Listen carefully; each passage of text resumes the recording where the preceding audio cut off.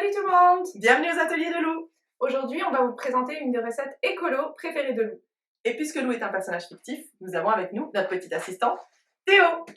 Tous les vendredis, Lou vous partagera une recette écolo facile à réaliser en famille. Alors suivez-nous! Bonjour! Aujourd'hui, on va vous montrer comment faire du vermicompost. Pour commencer, il vous faut une boîte hermétique. Il faut faire des trous dans le couvercle et au fond.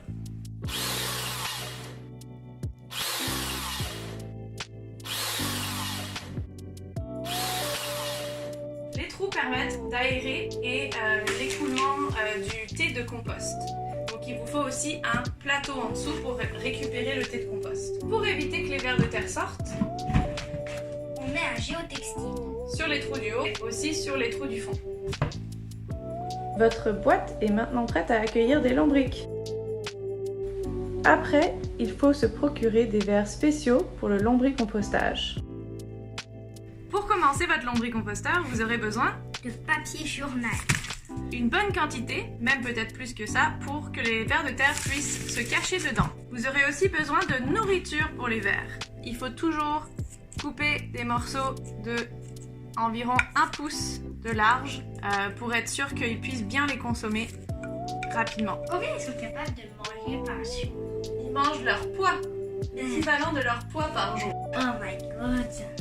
Les vers de terre sont végétaliens. Ils ne mangent ni produits laitiers, ni viande. Donc on y va vraiment avec des fruits, des légumes, des pelures. Ils aiment le café et ils aiment les coquilles d'œufs. Les choses à éviter: ail, oignons et les agrumes. On évite aussi les huiles et les sauces préparées. Voici les vers de terre. Qu'ils sont mignons!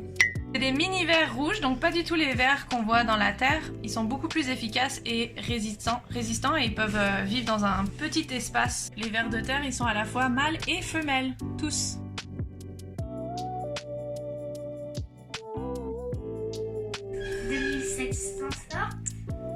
What? C'est fou.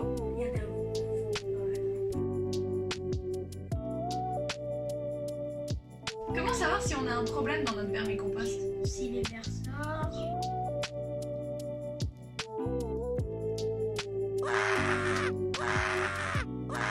Donc si les vers sortent, c'est pas normal. Donc ça veut dire que c'est soit trop humide ou trop acide. Donc si c'est trop humide, comme celui-ci, c'est un bon exemple d'un compost trop humide. C'est pas compliqué. Qu'est-ce qu'on fait, Théo? Du papier.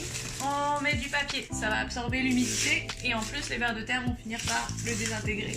Si c'est trop acide, on met de l'œuf.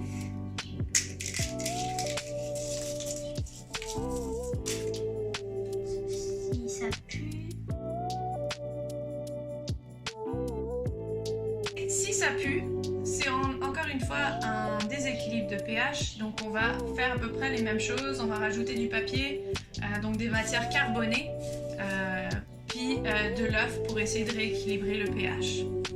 Il faut être patient au début au niveau de la quantité de nourriture parce que si on met trop de nourriture, ça va fermenter et là ça va sentir. Alors que si les vers de terre le mangent assez rapidement, il n'y aura pas d'odeur. Un bon compost bien entretenu, ça ne pue pas.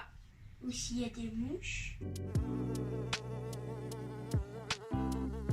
Pour éviter les mouches, on enterre notre nourriture.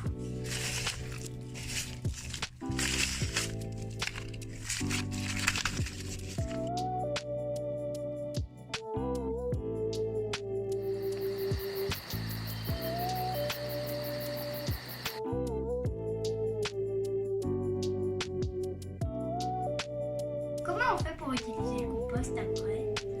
On peut utiliser le compost tel quel autour de nos plantes comme n'importe quel compost, ou on peut le diluer dans un peu d'eau pour pouvoir arroser avec du compost dilué dedans.